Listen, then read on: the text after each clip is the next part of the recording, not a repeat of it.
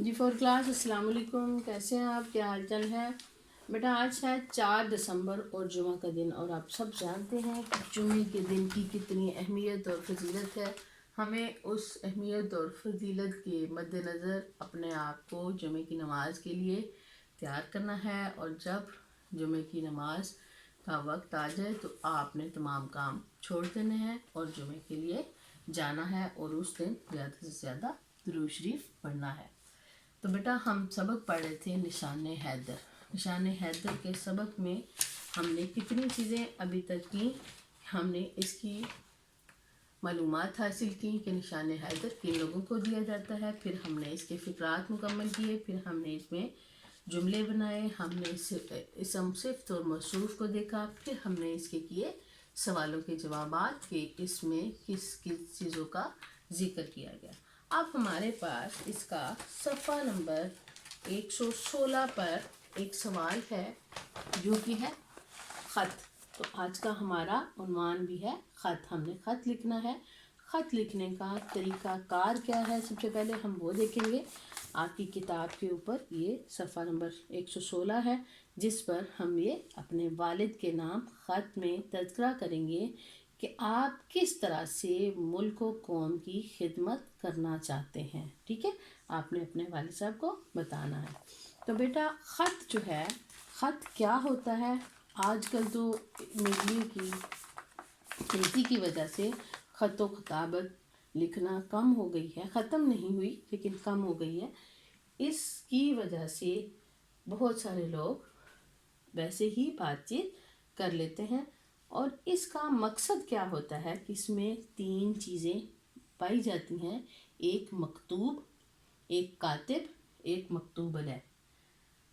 مکتوب کیا ہوتا ہے کہ جو تحریر کی صورت میں کسی شخص کے لیے لکھی جاتی ہے، اور کاتب کیا ہوتا ہے جو خط لکھتا ہے۔ مکتوب علیہ کیا ہوتا ہے؟ جس شخص کی طرف سے کوئی خط لکھا جائے، جو فرض کریں آپ اپنے والد صاحب کو لکھیں گے تو آپ کیا ہیں؟ مکتوب علیہ۔ ٹھیک ہے، اب خطوط کتنی قسم کے ہوتے ہیں؟ خطوط 3 قسم کے ہوتے ہیں۔ اس میں ایک قسم کے خط جو ہیں وہ عام ہوتے ہیں، جو ہم اپنے عزیزوں کو، رشتہ داروں کو، بہن بھائیوں کو، والدین کو لکھتے ہیں۔ ٹھیک ہے، دوسرے نمبر کے خطوط جو ہوتے ہیں وہ کاروباری ہوتے ہیں، جس پہ آپ اپنے کاروباری نوعیت میں دیکھتے ہیں، کسی دکاندار کو لکھ دیا، کسی اور مینیجر کو لکھ دیا۔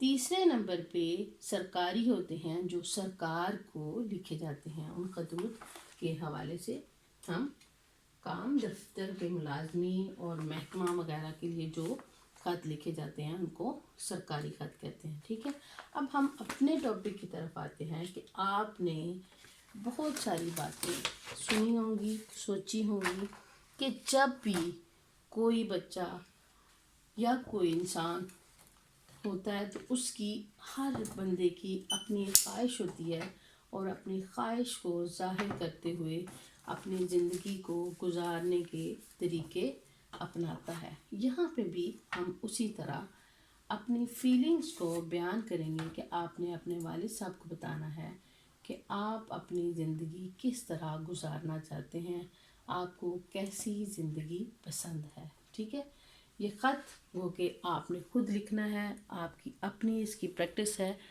تو لیکن میں نے آپ کو ایک ماڈل کے طور پہ خط لکھ دیا ہے کہ آپ نے اس کا کیا طریقہ کار رکھنا ہے۔ سب سے پہلے آپ نے رائٹ سائڈ پہ یعنی دائیں سائڈ پہ آپ نے کمرہ امتحان لکھنا ہے۔ اس کے نیچے آپ نے الف ب ج، یہ کمرہ امتحان کی جگہ پہ آپ جب اپنے گھر میں یا کسی اور جگہ پہ لکھتے ہیں تو یہاں آپ شہر کا نام لکھ سکتے ہیں، یہاں جگہ کا نام لکھ سکتے ہیں، اور اس کے بعد یہاں پہ اردو میں ہی تاریخ لکھتے ہیں۔ یہ ہوتا ہے دائیں سائڈ پہ، یہ چیزیں 3 بنی ہوتی۔ اس کے بعد آپ سینٹر میں اپنے کسی عزیز کا، بھائی کا، بہن کا، ماں کا، باپ کا، کسی کا بھی لکھنا ہے تو وہ آپ کے پاس سینٹر میں یہ چیز آئے گی۔ اس کے پاس آپ نے یہ فجائیہ کا نشان ضرور لگانا ہے، یہ اس کا ایک رول ہے۔ اس کے بعد یہاں سے آپ السلام علیکم سے سٹارٹ کریں گے، پھر آپ یہ لکھیں گے کہ امید ہے آپ خیریت سے ہوں گے، میں بھی خیریت سے ہوں۔ پھر آپ یہ بتائیں گے کہ انہوں نے آپ کو پچھلا جو خط لکھا تھا اس میں انہوں نے آپ سے آپ کی رائے پوچھی تھی کہ آپ اپنی تعلیم مکمل کر کے کیا کرنا چاہتے ہیں، کیا آپ کا امیج ہے، کیا شوق ہے، کیا لگن ہے۔ تو آپ نے ہر بچے کی ایک ہی خواہش الگ الگ ہوگی۔ کچھ لوگ استاد بننا چاہتے ہیں، کچھ لوگ ڈاکٹر بننا چاہتے ہیں، کچھ ملک کے لیے کام کرنا چاہتے ہیں، کچھ جو ہیں انسانیت کے لیے فلاحی ادارے کھولتے ہیں اور اسی کو چلانے کا اپنا مقصد بناتے ہیں۔ یہاں میں ایک ایسے بچے کی بات لکھوں گی کہ جو کہ سماجی بہبود کے لیے کام کرنا چاہتا ہے۔ آپ لوگ اپنی مرضی سے اپنی رائے کے ساتھ خط لکھ سکتے ہیں، ٹھیک ہے۔ تو ابا جان، آپ نے مجھ سے اپنے پچھلے خط میں ملک و قوم کی خدمت کے بارے میں پوچھا تھا کہ میں کیا کرنا چاہتا ہوں۔ تو ابا جان، آپ تو جانتے ہیں کہ میں عام نوجوانوں کی طرح فیس بک، ٹک ٹاک پر ویڈیو اپلوڈ کرنے میں بالکل بھی دھیان نہیں دیتا یا دیتی، کیونکہ لڑکے اپنے حساب سے لکھیں گے، لڑکیاں اپنے حساب سے لکھیں گی۔ لڑکیاں جب لکھیں گی تو وہ لکھیں گی کہ ہم دھیان نہیں دیتی، لڑکا لکھے گا دیتا، ٹھیک ہے۔ تو میں سماجی بہبود کی فلاح کے لیے کام کروں گا یا کروں گی۔ میں سماجی و فلاحی کاموں کے ذریعے انسانیت کی خدمت کروں گا یا کروں گی تاکہ لوگوں کی زندگیاں باقاعدہ تحفظ حاصل کر سکیں، ٹھیک ہے۔ میں غریب اور نادار لوگوں کی مفت امداد کر کے ان کا بہتر مستقبل بناؤں گا، جو کہ ان کے بہتر مستقبل کے لیے کار فرما ہوں گے، ٹھیک ہے۔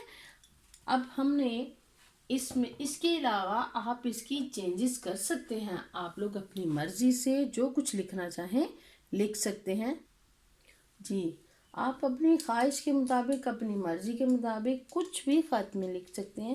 ضروری نہیں کہ آپ اسی خط کو لکھیں، آپ کی جو خواہش ہے، جو ڈاکٹر بننا چاہتے ہیں وہ اس حوالے سے لکھ لیں، جو ٹیچر بننا چاہتے ہیں وہ اس حوالے سے لکھ لیں، جو ویسے فلاحی کام کرنا چاہتے ہیں وہ اپنے حساب سے لکھ لیں، ٹھیک ہے۔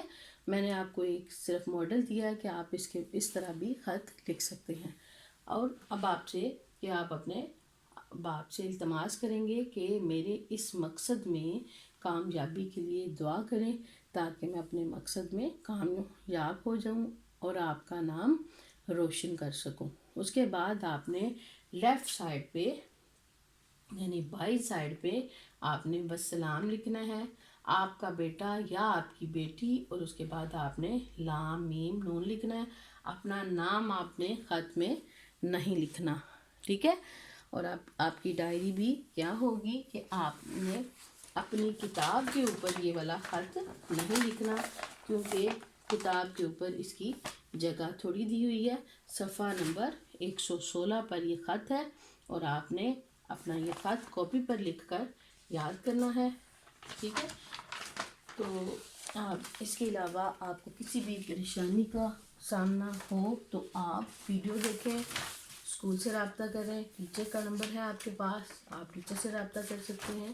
اپنی پڑھائی کو اگنور مت کیجیے گا، دل لگا کر کام کریں، جو بھی کام کرنا ہے اس کو مکمل کرنا ہے تاکہ آپ کی پڑھائی متاثر نہ ہو، ٹھیک ہے۔ اپنا بہت خیال رکھیے گا، اللہ حافظ۔